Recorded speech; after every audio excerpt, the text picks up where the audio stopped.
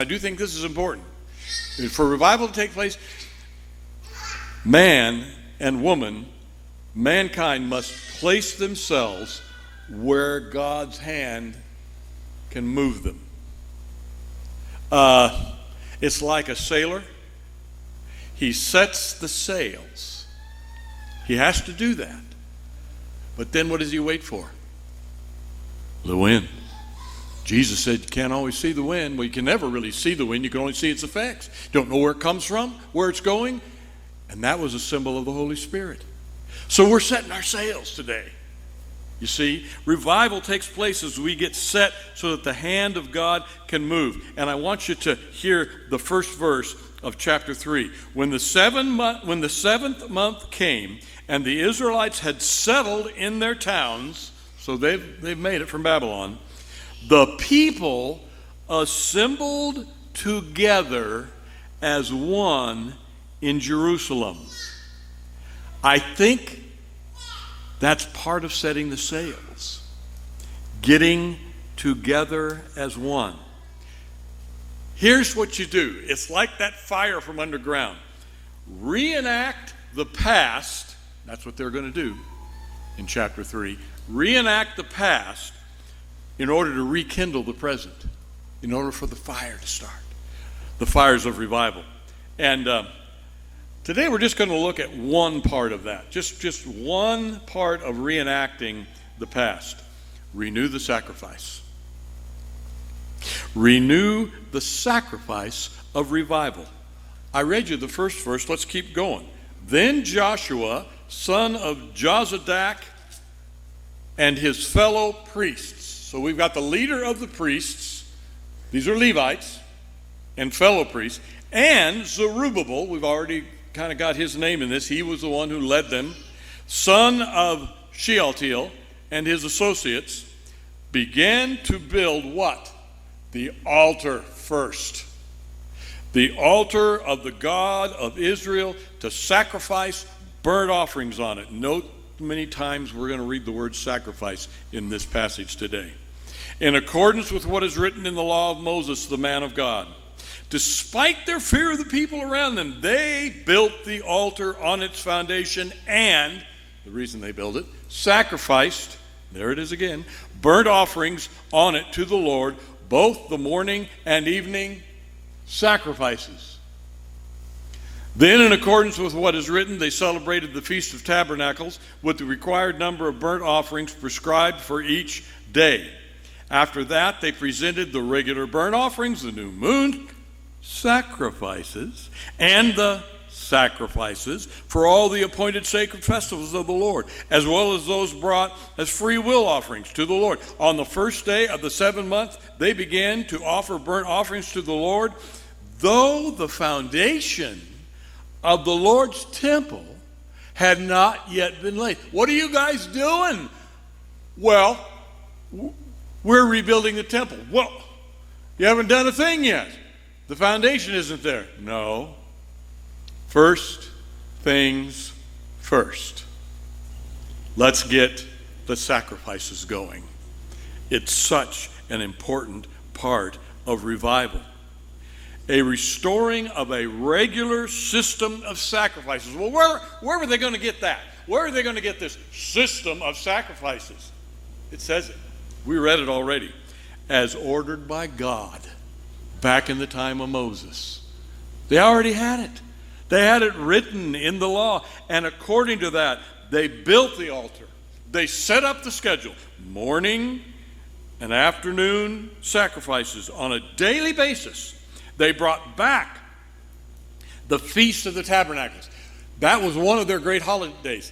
I kind of like it that we're in this time of the year right now, September, October, because that's when they celebrated the Feast of the Tabernacles. And it was a big deal, and it was all part of the sacrificial system. They did it down to the number of sacrifices that were, as we read it, prescribed for each day. And then they did what was called new moon sacrifices. We'd call them monthly. The sacrifices that were monthly. And then the appointed feasts. Well, everybody likes those. Everybody likes to get around the table. So they had the appointed feasts, but They were in celebration, see, of God. And guess what else they said? It was right there. Free will offerings. These were not their tithes. These were extra. These were free will offerings. They were establishing all of that according to, as verse 2 said, according to the code of Moses, one version says, or the way we read it today was, in accordance with what is written. I'll tell you what didn't occur. I'll tell you what didn't occur in that whole setup that we just read about. All those old sacrifices that they restored and were doing. Nobody swung any chickens. What? Yeah. Are you familiar with this? I wasn't. In the Jewish vernacular, it's called kaparut. Kaparut. I'll tell you why they didn't swing any chickens. Because kaparut was adopted and adapted some 1,300 years after this. Somewhere, I don't know, in about the 9th or 10th century, it became a custom of some of the Jews, and still is, of some Jews today. It was part of the atonement ritual performed in Yom Kippur, the Day of Atonement, during the Feast of the Tabernacles. All of that goes together. And it's still observed by some Hasidic and some of the, you call them ultra-Orthodox Jews today. While holding a live chicken, the participant either themselves circles it over their head 3 times while reciting a prayer, or they have the temple official, the rabbi, do it for them. And why do they do that? Well, they believe that it transfers the person's sins to the chicken, expressing the hope that the bird's death, which is going to take place soon in this ritual, that the bird's death will be the atonement for that person's sins. And then after the ritual, the chicken is slaughtered according to kosher law and donated to the poor. Well, that's the way it's supposed to be. There's been a lot of controversy over this ritual. You can imagine what the animal rights activists think of it. But to me, that's not the big deal about this. The big deal about this is it's not mentioned in the Torah. When you read this out of the book of Ezra, those first 6 verses, it doesn't say anything about slinging or swinging chickens, because that wasn't part of what God asked them to do. But I'll tell you what was written according to the law of Moses, they did. Now, folks, we're talking about revival here. And we're talking about how these people saw revival in their own experience by putting first things first. So let's just apply it this way. If you and I in this church are not putting first things first. So what are you talking about? I'm talking about worshiping corporately. That's one of them. We read it. It says as soon as they got there, they came from their towns, because they grew up in different towns. They came to their towns, and it says as one. They got together. They assembled as one. Part of the basis of revival is that you don't forsake the corporate assembling of the church. Well, I guess I'm talking to the choir, aren't I? Because you're here. Make it a regular commitment. That's part of revival. You say, well, what else? Well, they were tithing. And you know, in the New Testament, we don't even say here in this church, you have to give the same tithe that they gave, which was at least 10%. We say it might be a great place to start in your tithing. Or if you're not there yet, a great place to point to. What we say is what we think we find in the New Testament. Let each person set aside on a regular basis an amount that they are committed to giving to the Lord. And that's kind of like the modern day tithe in the church. And then it also says grow in your tithing. And you know what else we see here? It's not just tithing, because in fact I don't see a lot of tithing in these verses we just read. What I see is stuff going beyond the tithe. I see these free will offerings taking place. And God is just looking for people that will allow him to pour more and more of his gifts and his riches into their lives if he sees that the spigot is open at the other side and that they are letting it pour into the lives of others. Oh, that's revival, folks. Revival is when we commit to the church. We commit to what the Word says. We commit even our finances to him. And again, I'm kind of preaching to the choir, because I told you last week, the greatest offering in this church's 6.5-year history, maybe almost 7 now, history, took place just 2 weeks ago. Amazing $17,000 offering. But I think sometimes the time to preach about what we ought to be doing is if at least a good portion of us are already doing it. And we can say, keep up, and the rest of us need to jump in.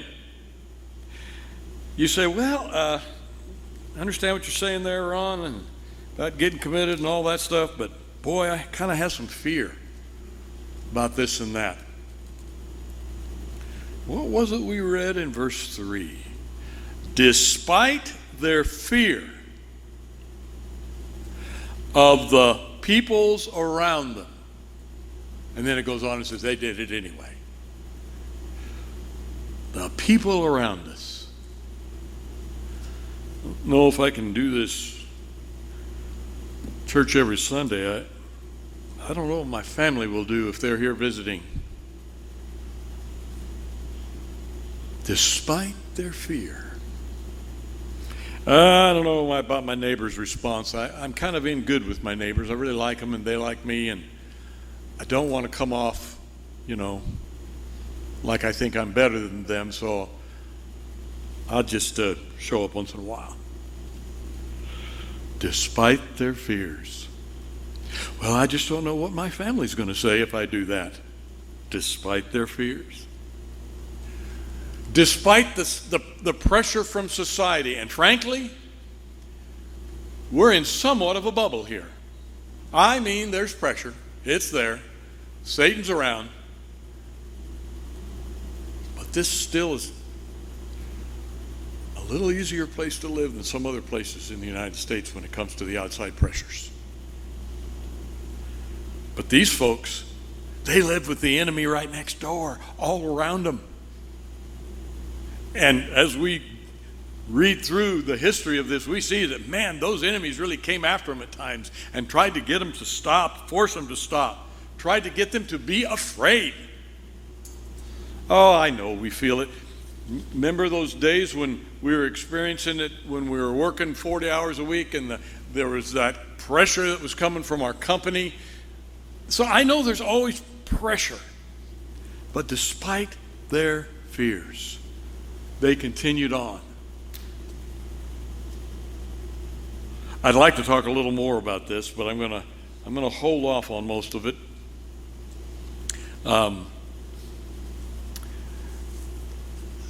I do want you to see this much. I want you to see this great illustration, because sometimes we say, well, is it only super Christians that do this kind of stuff? Is it only the fanatics that obey these kinds of scriptural commands? Have you ever wondered what happened to the 56 men who signed the Declaration of Independence? 24 of them were lawyers and jurists. 11 of them were merchants. 9 of them were farmers of large plantation. They were all men of means. They were well educated, but they signed.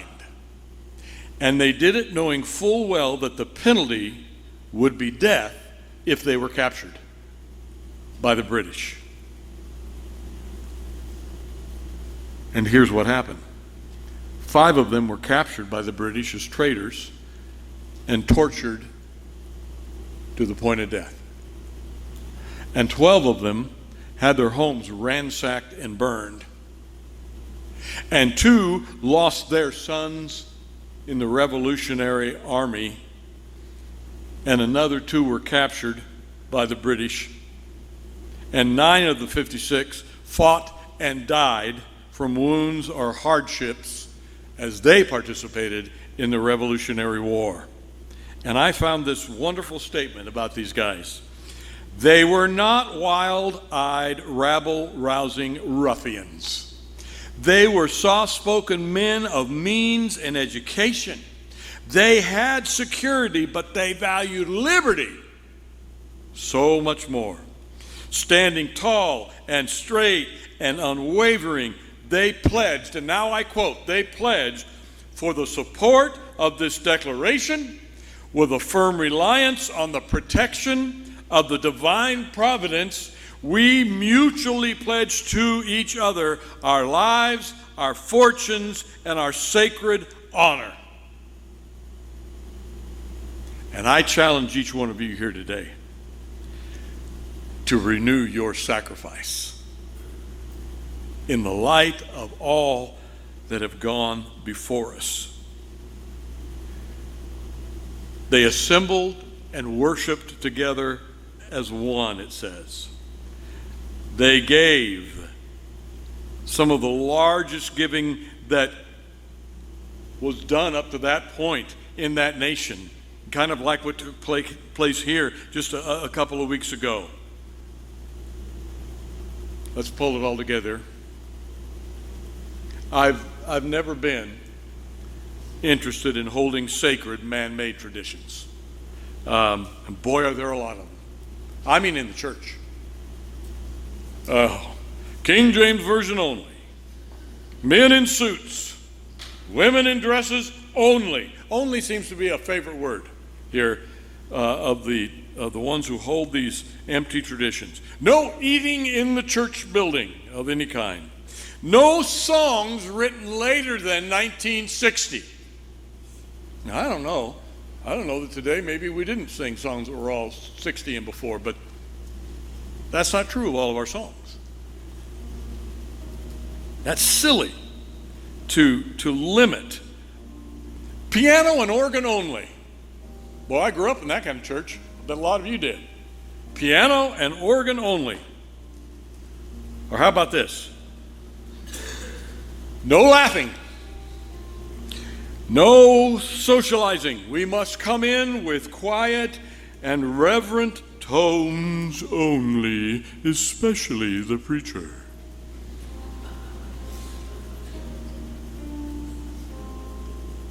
I don't like that stuff. But the word tradition is not in and of itself troublesome. You see, God has given us some wonderful truths in His Word that are unchanging, and you well can call those traditions.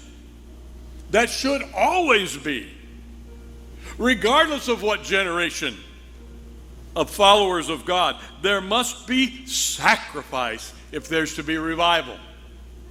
And that involves corporate worship and tithing and free will offerings. So if your fire has gone out, go back to these first. Reestablish them. And then let the unseen hand move in your heart and bring about revival. Let's stand together.